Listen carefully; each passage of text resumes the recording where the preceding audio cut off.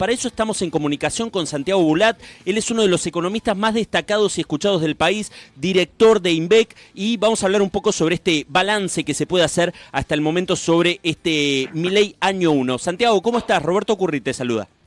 ¿Cómo estás, Roberto? Un gusto enorme. Un gusto ¿Todo bien? tenerte en este programa especial. Santiago, ¿qué estás viendo? Un año de balance, luces, sombras de Milei. ¿Qué es lo primero que te viene a la mente?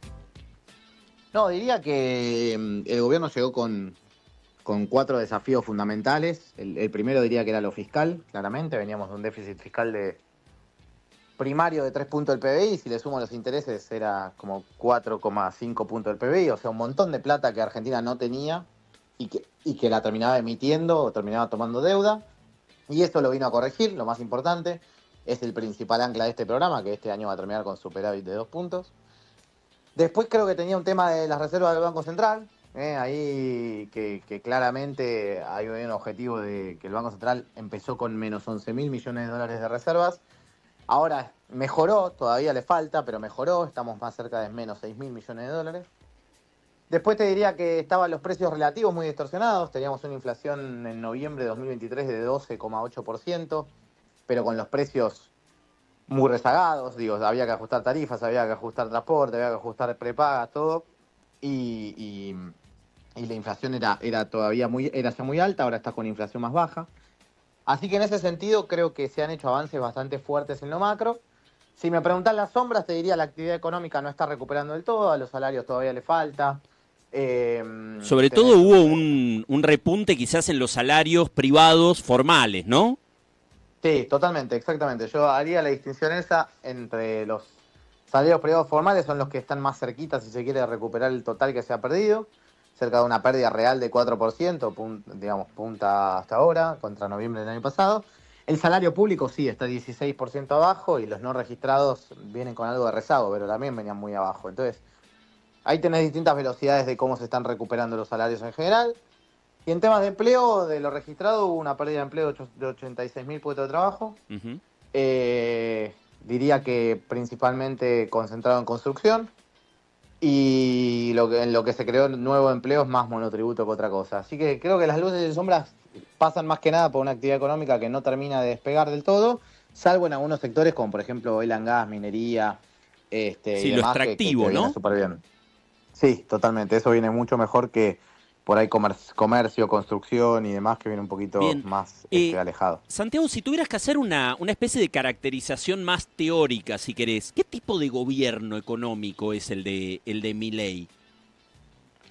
Yo creo que es un gobierno que está tratando de sacar el peso del Estado de la economía, que no cree, y no solamente Milei, hablo de sus, digamos, de la gente que está con él, que no creen que el Estado sea un ejecutor, digamos, eficiente de políticas, si se quiere, políticas públicas, sino que más bien el que se tiene que encargar de eso es el privado.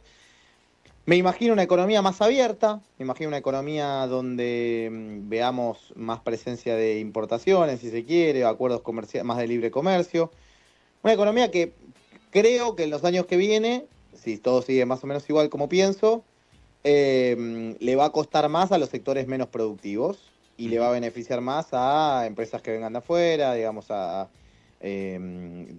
una economía que se empieza a abrir bastante más, ¿no? Entonces va a ser una transición que para algunos sectores va a ser difícil, pero a la larga entiendo que es un gobierno que quiere tener una economía más abierta, con más empresas y con un menor rol del Estado, diría.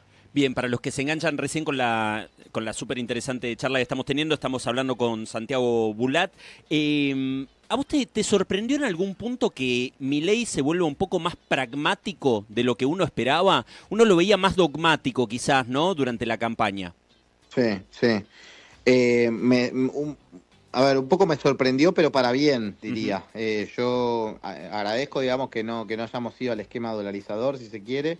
Me parece que no era una buena alternativa por donde, dado el nivel de reservas, dado la cantidad de pesos que había en la economía y demás. Entonces, sí, quizás me sorprendió, pero te diría que para bien en ese sentido. Digamos, se ha dejado el cepo cambiario, se está desarmando de a poco, han vuelto a las conversaciones con China, que en su momento eran algo que supuestamente no iba a haber ningún tipo de conversación, cuando es un aliado muy importante para gran parte del comercio argentino. O sea, creo que ahí hay decisiones que son pragmáticas que son interesantes o buenas para sostener, ¿no? Bien, Santiago, te hago la última pregunta. ¿Qué esperás o cuáles te parece que son los próximos desafíos en esa lista de ítems que debe tener Javier Milei en la cabeza para el 2025? Cepo, además que es un año electoral, ¿no? Que eso siempre cambia todo en Argentina. Sí, totalmente. Yo creo que el año que viene va a ser un año de crecimiento, con lo cual creo que eso está medio descontado. La pregunta es por ahí a qué velocidad, cuánto va a ser ese crecimiento.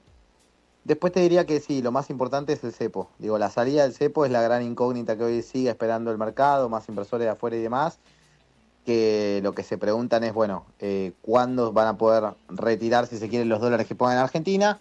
Y la pregunta que tiene interna el gobierno es, ¿cómo va a impactar en términos de inflación cuando yo levante el cepo? Si efectivamente va a haber más pesos que quieren comprar dólares e irse, o más dólares que quieren comprar pesos y quedarse. Y creo que ahí es donde radica el miedo del gobierno de no querer moverse mucho, ¿no? Muy bien, Santiago, te agradezco muchísimo, muchísimo toda la información, todos los datos, la mirada siempre clarísima que nos brindás y obviamente tu tiempo. Por favor, un abrazo gigante a ustedes y que estén muy bien. Un abrazo grande. Ahí estaba Santiago Bulat, uno de los economistas más destacados y escuchados del país, es director de INVEC. Estuvimos hablando un poco sobre qué es lo que está pasando, qué es lo que deja, ¿no?, este primer año en este programa especial que estamos haciendo, Milei Año 1.